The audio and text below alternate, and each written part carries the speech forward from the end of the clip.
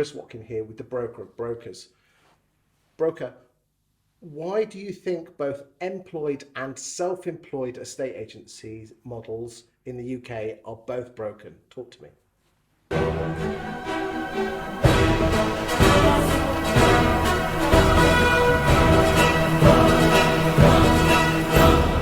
Okay. Well, this is a huge point that I want to talk about now.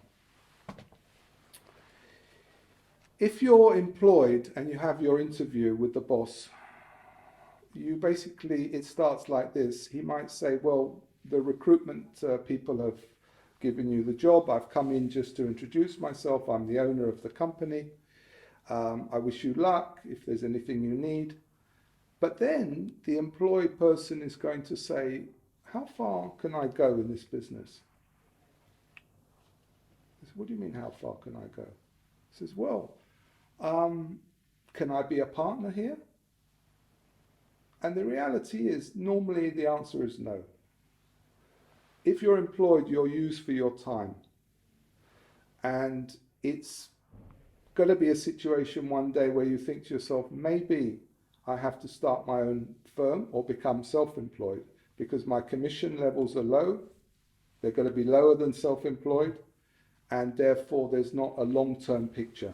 So I'm going to use this for my next project. Because interestingly, up until about 2 or 3 years ago, if someone was feeling that way, they would go and set up their own estate agency. Yes. The problem is you'd need 50, 100,000 pounds. That's right. So we've had some American models come in, EXP, Keller Williams, who have established themselves in the UK as a self-employed broker model. Steve Wayne, who yes. I know well, very good guy. And they're basically, you work under their umbrella organisation. You can have your own personal brand if you so desire. They call it hubs. Hubs, yep. And from that model, that people can take 70% of the fee and give 30%, give or take. I mean, there's some 50-50 models. Are you saying that's broken as well? Completely. Why? Because you work on the basis of saying to that person, right, you good luck with what you're doing. A lot of people have said training, I'm paying for training. You're doing training anyway. We can train as part of the broker of brokers. We talked about that before. But what I'd like to do, rather than promote my brand, I want to help everyone else out there in the industry. I love the property business and been very successful in it. So I feel I want to give something back. And I'm not having a go at EXP or Steve or any of the guys out there because I've met a lot of them and they're great guys on a personal level. You know that. And they really want to make a difference. So, you know, I want to help them. But they have to understand that, unfortunately, as I said, going back to the employed model, it doesn't work because it's a short-term situation. The self-employed model doesn't work as well because you are putting the onus on the person that's having their own self-employed. I mean, why don't they just have their own business? Well, that's what we did 2 or 3 years ago. But a lot of people failed, and these self-employed guys, you know, are able. It's a low entry cost to enter the business because you know you pay a couple £100 a month, and you have to get the fees up. The commissions in this country are too low, so it's difficult for them to pass on, and for everyone needs to earn more money. I can tell you the solution to the commission if you want in this one or the next video or whatever. The original question was is that you thought the employed model and the self-employed model are broken.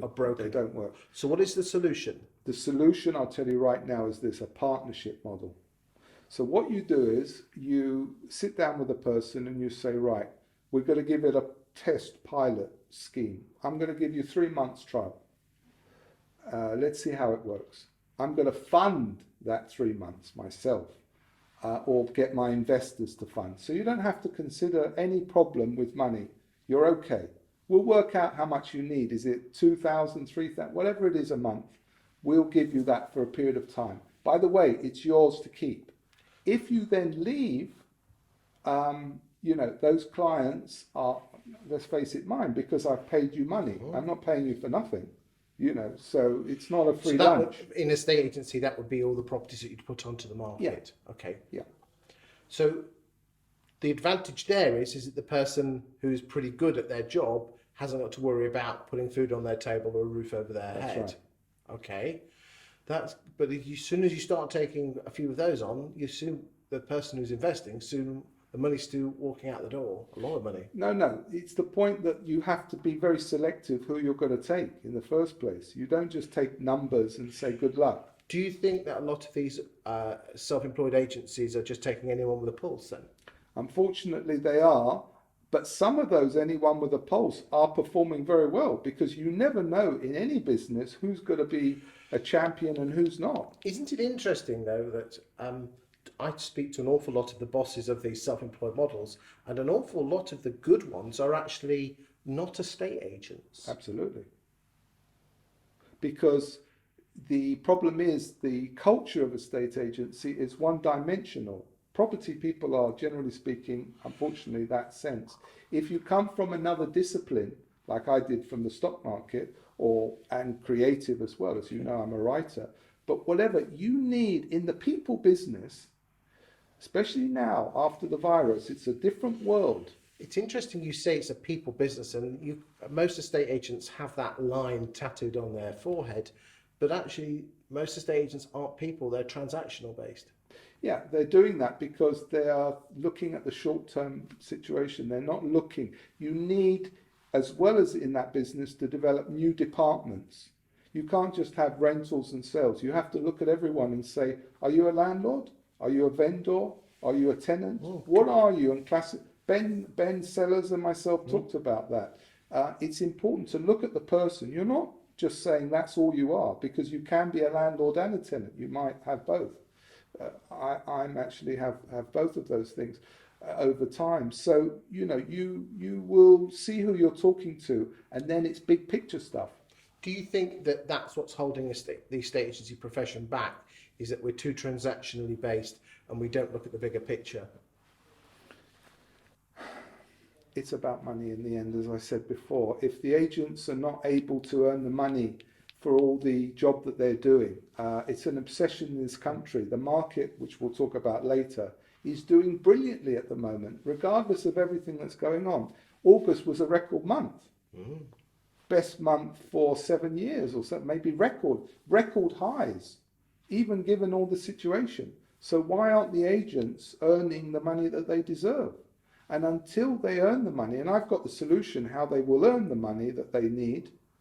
Do you want me to tell you now or the next video? In the next video, let us talk about how the estate agency profession in the UK can get their fees up. Okay. Because I'll just leave you with this thought. In 2008, the average fee was 1.6%. Right. And today it's 1%. Exactly. Okay. And when you consider this, that in the UK, 1.8 million houses sold in 2007. Last year it was only 1.1. The numbers just don't stand. And the number of estate agents has gone from 9,500 to 20,000. The numbers don't stack up. Let's talk about that in the next video, Broker. Fantastic.